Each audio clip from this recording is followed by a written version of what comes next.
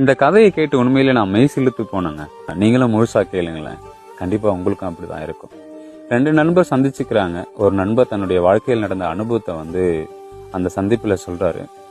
நானும் என் பொண்டாட்டியும் காதலிச்சு தான் கல்யாணம் பண்ணிக்கிட்டோம். அதுக்கப்புறம் என்னவோ தெரியல, ரெண்டு பேருக்குள்ளும் அடிக்கடிக்கு சண்டை வர ஆரம்பிச்சது. இதுக்கப்புறம் நான் அவங்க கூட வாழ மாட்டேன்னு சொல்லி என் ஒய்ஃப் என்ன பண்ணிட்டா, அவங்க அம்மா வீட்டுக்கு போயிட்டா. அவங்க அம்மா வீட்டுக்கு போயிட்டு ஒரு 10-12 நாள் கழிச்சு வீட்டுக்கு வந்தா. வீட்டுக்கு வந்தவ பீரோவை அங்கங்க ஏதோ ஆராய்ஞ்சிட்டு இருந்தா. நான் எப்படி இருக்க அப்படின்னு சொல்லி கேட்டேன். அவ அப்படின்ற பதில் மட்டும் தான் கொடுத்தா. அதுக்கப்புறம் பீரோ ஆராய்ஞ்சிட்டு ஏதோ கட்டப்பையில எடுத்துட்டு கிளம்பிட்டா. கிளம்பி போனவள ஏன் கிளம்பிட்டேன்னு சொல்லி கேட்டேன்.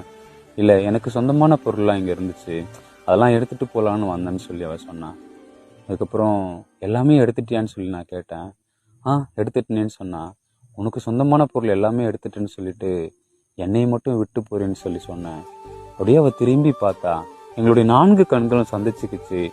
4 கண்களுக்குள்ளேயும் கண்ணீர் அப்படியே மிதக்குச்சு. அவ ஓடி நீதான் என் உலகம், நீதான் என் உயிர், இதுதான் என் வீடு, இதுக்கப்புறம் நான் எங்கேயும் போக மாட்டேன்னு சொல்லி அப்படியே நான் கட்டி பிடிச்சி அங்கங்க முத்தமிட்டான். அதுக்கப்புறம் அந்த கட்டப்பையை நான் பிரிச்சு பார்த்தேன். அந்த கட்டப்பைக்குள்ள ஒண்ணுமே இல்லை. என்னை பார்க்கன்ற அந்த காரணமும் எங்களுக்குள்ள இருந்த அந்த காதல் மட்டும் தான் அந்த கட்டப்பைக்குள்ள ஒளிஞ்சிருந்தது. அதுக்கப்புறம் எங்களுக்குள்ள இருந்த அந்த காதல்